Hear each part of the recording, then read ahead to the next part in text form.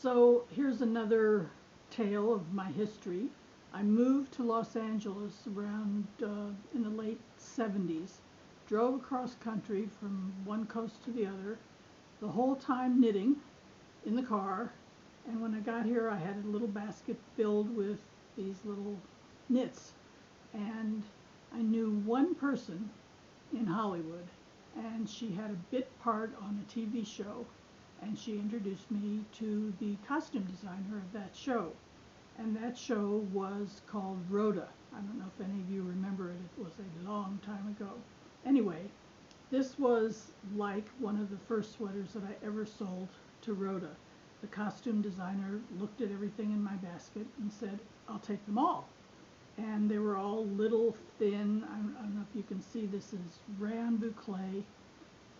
I must have used size 2 needles. I don't know. I can't even remember. It was so long ago. I can't imagine doing this now.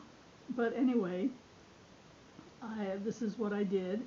And from then on, that costume designer introduced me to other costume designers, and I was off on my career of making sweaters for the movies. So from what I remember, this is how I made it. I started by making a little hem. You know, you just like knit a few rows and then you do a purl, and that makes it easy to turn under and sew. And I did again just the panel, and I just knitted with the green up until I got to the tan. Then I started making stripes, and then I increased the stitches and increased the number of beige into the green, and that was the back.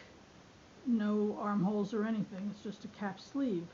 And as far as the front, I did this in 2 parts, obviously, and I just did a little, yarn over to make the buttons, and I bought some vintage buttons that I found at a thrift store, and I did the same thing on the front. I increased and then did the neck, decreased, and that's as much as I remember. It was a very long time ago, but they loved these little thin, sexy sweaters for that TV show, and I made several more, all hand knit, of course, and I'll show you more the next time. So that is my little tale of my journey and how I got to Hollywood. I hope you enjoyed it, and I'll have more stories for you next time.